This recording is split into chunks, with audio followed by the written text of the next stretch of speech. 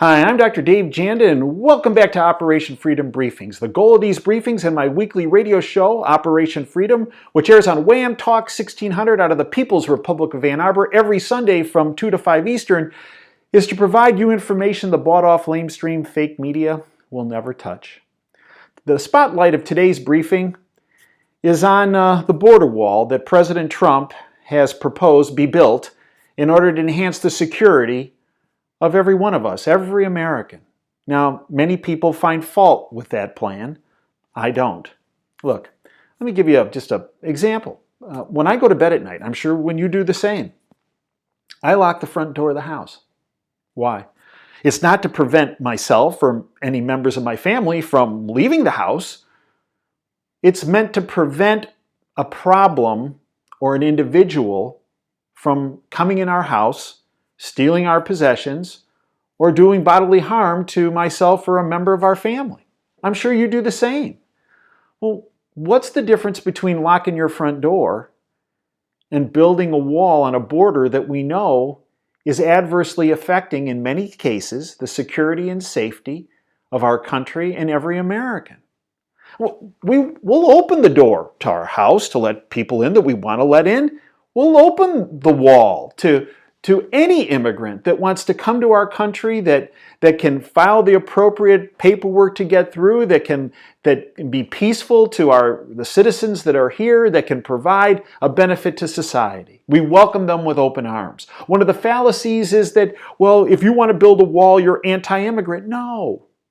We want to enhance the security of every person here. It's the bottom line.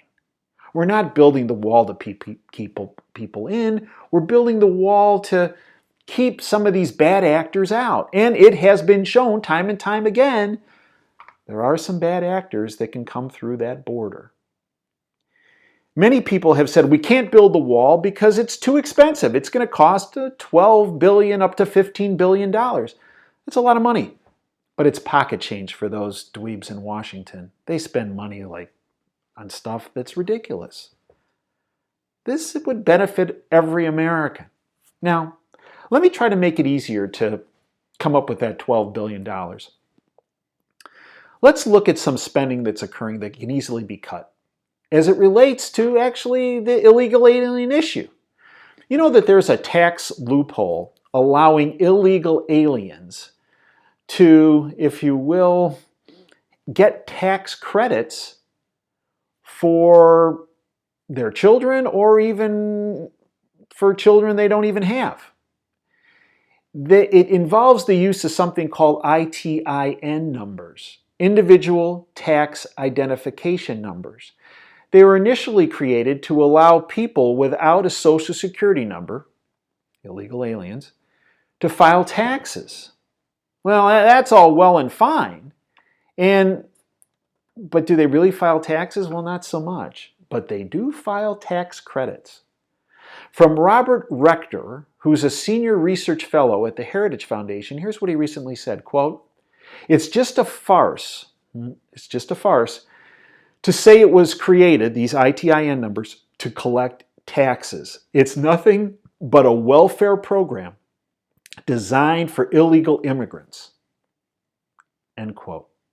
You see, folks, once illegal immigrants file these ITIN returns, they can apply for a child tax credit, which entitles them to $1,000 per child.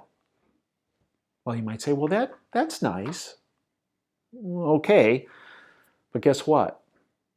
It's being abused. And how do we know that? Through the Treasury Department's Inspector General and through tax administration analysis. Here's what they found. They've chronicled not only improper child tax credit fraud and error payments, but payments ranging that were inappropriate up to $7.1 billion every year. Guess what? They say it's going to take about 2 years to build the wall. We saved $7 billion. We just paid for the wall every year. In fact, in some cases, they found that 24,000 ITIN numbers for children were filed to one address. 24,000 kids at one address, and it wasn't an apartment complex. The audit through the Inspector General also reported that the IRS that oversees this was actually fine with it. What? Yeah.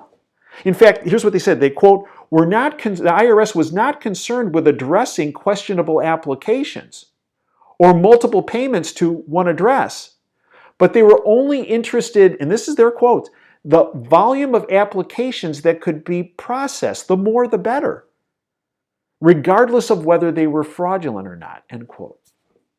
Folks, we need to protect our country. There are bad actors that want to get into our country, and they're doing it mainly through the southern border. We need that wall, and we need to pay for that wall, and I just showed you a way we can pay for it right off the bat.